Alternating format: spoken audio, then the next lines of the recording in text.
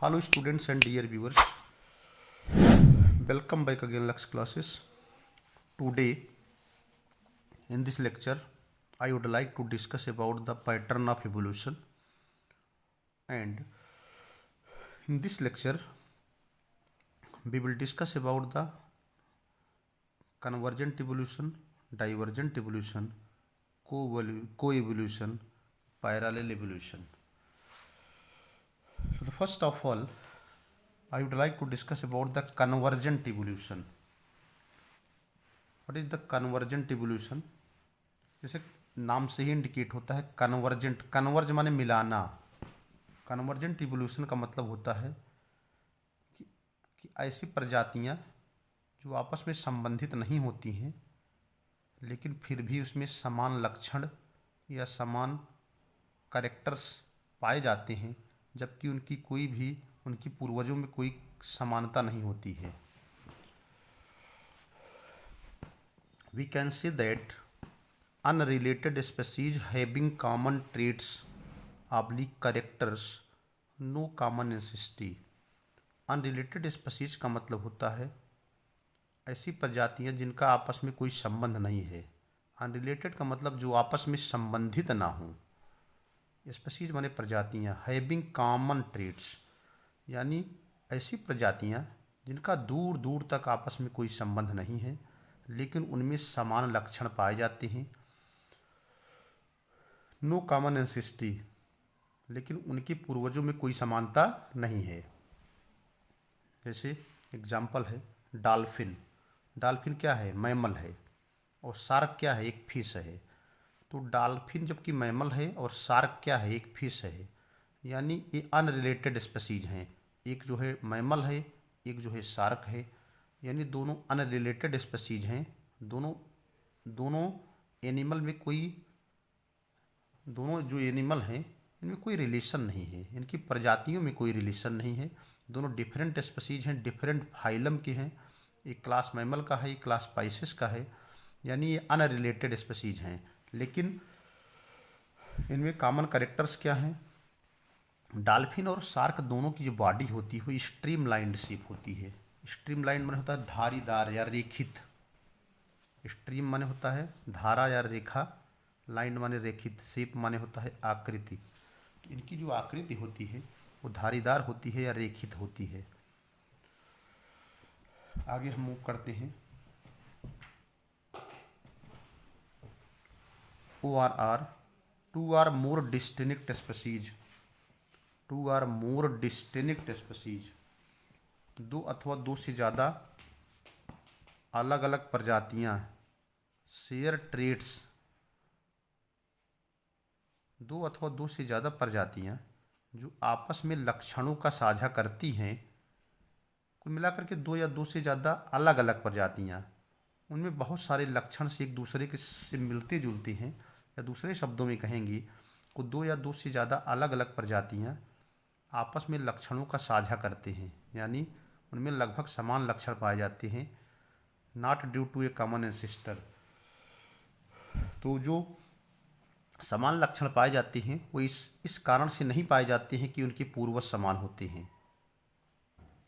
उनकी कहने का तात्पर्य है कि दो या दो से ज़्यादा प्रजातियां, two or more than two distinct species, दो या दो से ज़्यादा अलग अलग प्रजातियां जिनमें समान लक्षण शेयर होते हैं, समान लक्षण पाए जाते हैं, लेकिन समान लक्षणों का जो पाया जाना है यह इस बात पर निर्भर नहीं करता है कि उनकी पूर्वज समान होते हैं।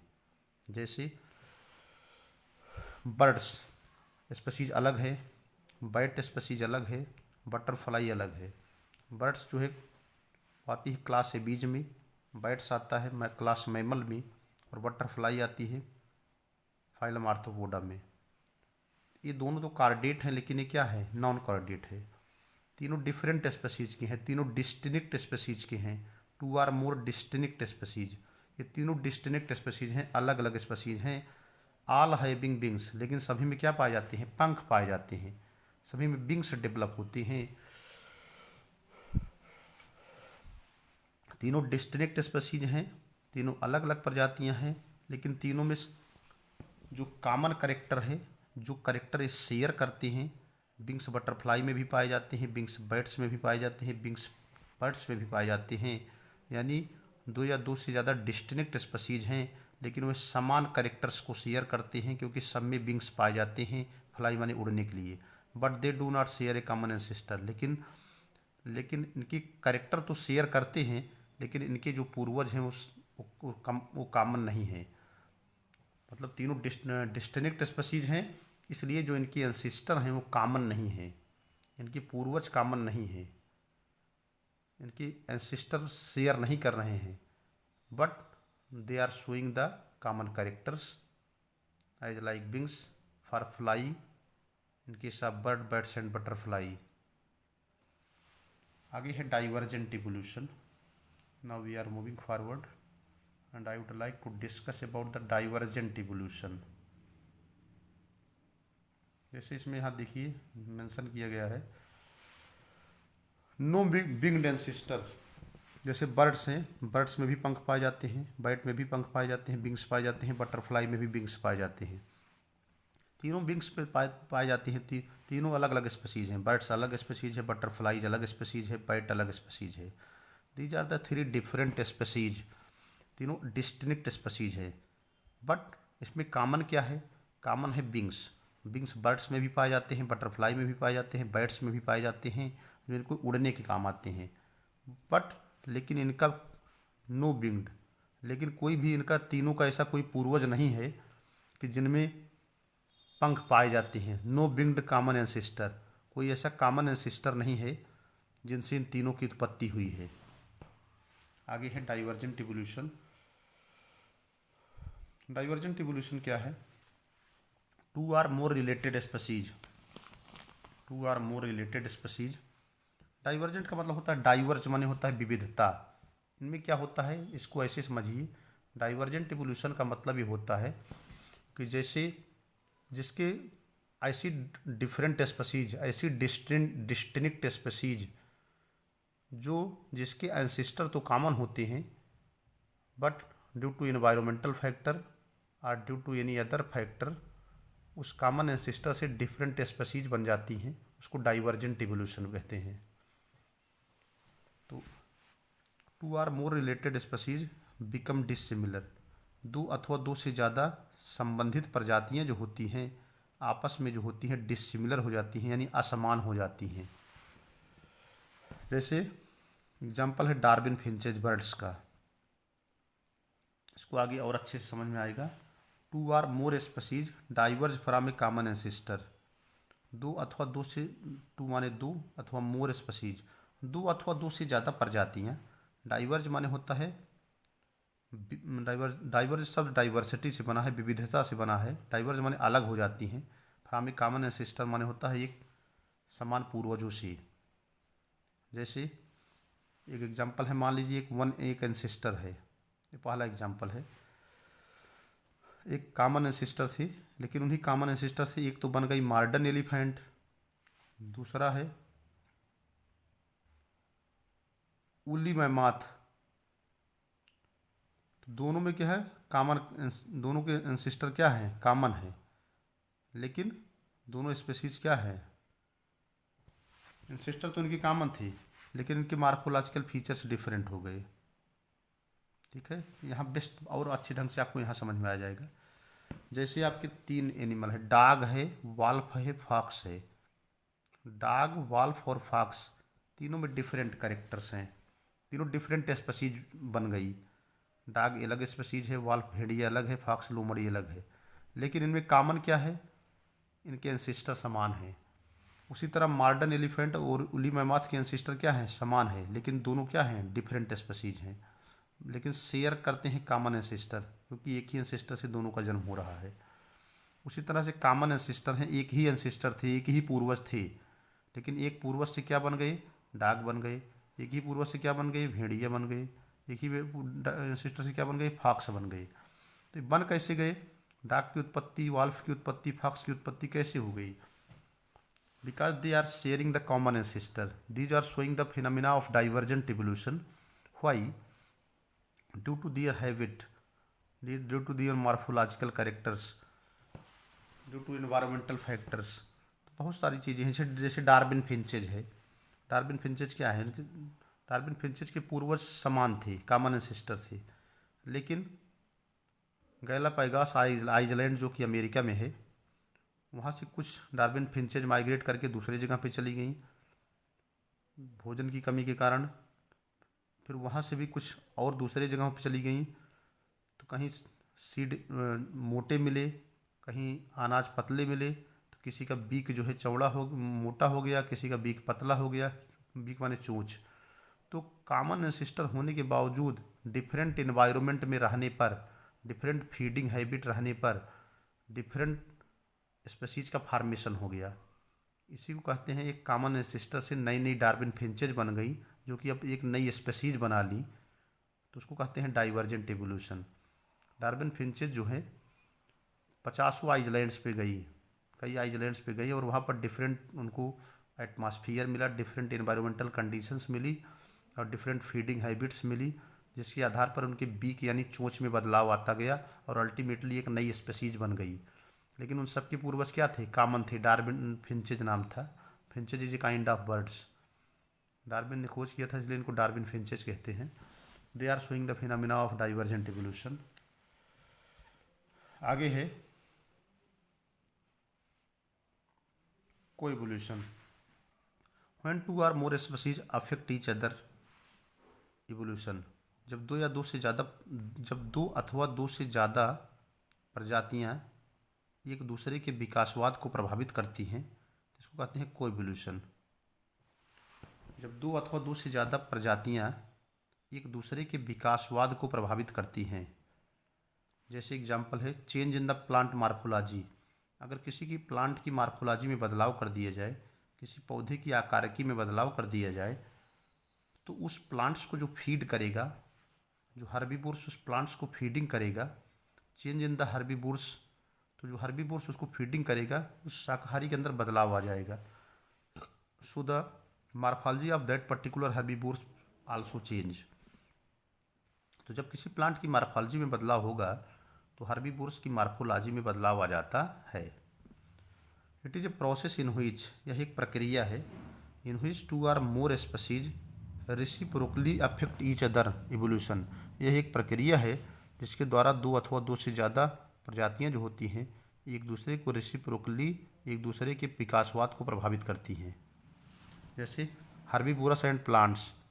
अगर प्लांट की मार्फोलॉजी चेंज होगी तो उसको खाने वाला जो हर्बीवोर्स है, शाकाहारी है, वो भी प्रभावित हो जाएगा। Pollinators and plants.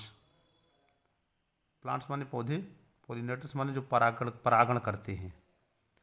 ठीक है, तो अगर प्लांट्स में बदलाव आएगा तो पॉलिनेटर्स में भी बदलाव आएगा। कुल मिलाकर के अगर प्लांट की मार्फोलॉजी चेंज होगी, अगर change in the plant morphology, पौधे का आकार बदलेगा, प्लांट की मार्फोलॉजी चेंज होगी, तो उसको फीड करने वाला जो हर्बीवोर्स है, जो शाकाहारी है, उसकी भी मार्फोलॉजी चेंज हो जाएगी। इस तरह प्लांट की मार्फोलॉजी और हर्बीवोर्स दोनों की मार्फोलॉजी बदल रही है, तो इस तरह से दोनों स्पीसीज जो होती हैं एक दूसरे के इवोल्यूशन यानी विकासवाद को प्रभावित कर रही हैं। That is known as coevolution. आगे बात करते हैं नेक्स्ट।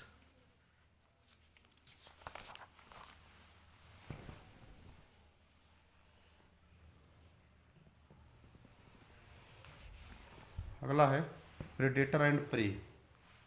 प्रेडेटर माने होता है शिकार करने वाला, एंड प्रे माने होता है शिकार। जैसे मान लीजिए स्नेक है, स्नेक क्या है, प्रेडेटर है, और इंसेक्ट क्या है, फ्रॉग क्या है, प्रे है। तो अगर फ्रॉग का नेचर चेंज होगा तो प्रेडेटर भी कब प्रभावित होगा। पैरासाइट और होस्ट एक दूसरे को भी प्रभावित करते हैं, यानी अगर पैरासाइट में बदलाव आएगा तो होस्ट में भी बदलाव आएगा, यानी दोनों एक दूसरे के विकासवाद को प्रभावित करते हैं। अगला है पैरेलल इवोल्यूशन। पैरेलल माने होता है समानांतर, इवोल्यूशन माने विकासवाद। Similar traits oblique characters found in the different species from one common ancestor. Similar traits माने समान लक्षण, फाउंड माने पाए जाते हैं, डिफरेंट स्पीसीज माने विभिन्न प्रजातियों में, फ्रॉम वन कॉमन एंसेस्टर, एक समान पूर्वजों से उत्पन्न हुई, एक समान पूर्वज से उत्पन्न हुई विभिन्न प्रजातियों में समान लक्षण पाए जाते हैं। यानी एंसेस्टर तो कॉमन है, लेकिन उनसे जो उत्पन्न स्पीशीज हैं उनमें जो है बहुत सारे सिमिलर कैरेक्टर्स पाए जाते हैं।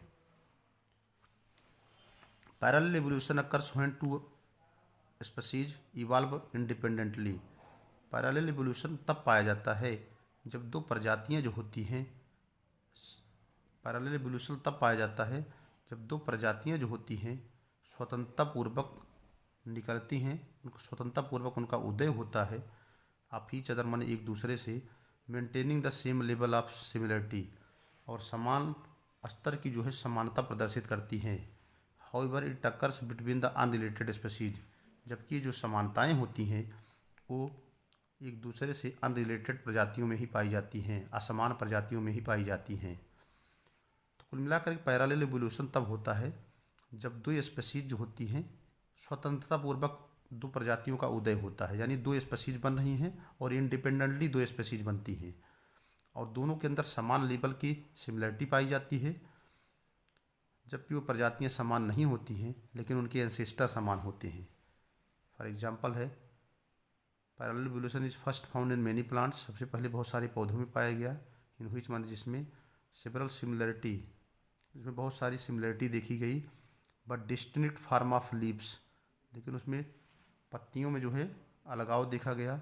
Evolve in the parallel and are evident today, तो जो डिस्टिंक्ट फॉर्म था लीव्स का वो इवॉल्व माने उदय हुआ, पैरेलल माने समांतर रूप से, एंड एविडेंट टुडे, और वह प्रमाण के रूप में आज मौजूद है। कुल मिला के पैरेलल एवोल्यूशन क्या है, इसकी एग्जैक्ट डेफिनेशन है एक कॉमन एंसेस्टर से जो डिफरेंट स्पीशीज फार्म हो रही हैं उनके अंदर बहुत सारे समान लक्षण पाए जाते हैं। It is very clear that from one common ancestor there is the formation of the different species and all the species containing the similar traits are characters. Parallel evolution occurs तब पाया जाता है जब टू स्पीशीज इवॉल्व इंडिपेंडेंटली, जब दो species जो होती हैं स्वतंत्रतापूर्वक दो स्पीशीज का उदय होता है, एक दूसरे एक दूसरे के अंदर समान लेवल की सिमिलरिटी मेंटेन करती हैं, जबकि उन प्रजातियों में कोई समानता नहीं होती है यद्यपि उनके एंसेस्टर समान होते हैं।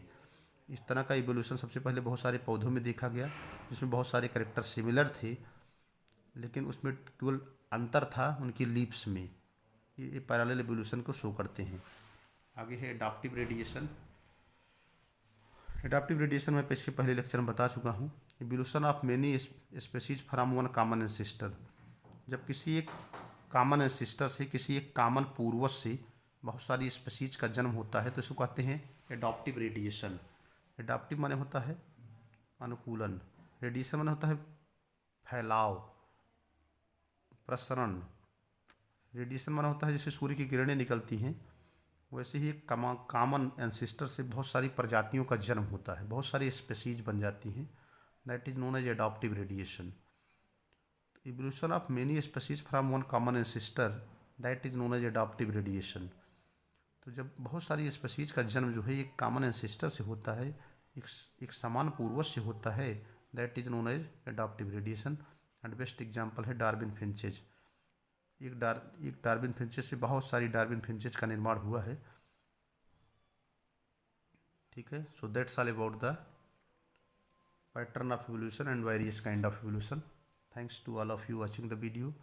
अगर आप इस चैनल पर नए हैं तो चैनल को लाइक करते रहिए, चैनल को ज़रूर सब्सक्राइब करिए जिससे आपको फर्दर नोटिफिकेशंस मिलते रहे। Thanks to all of you watching the video. Thank you.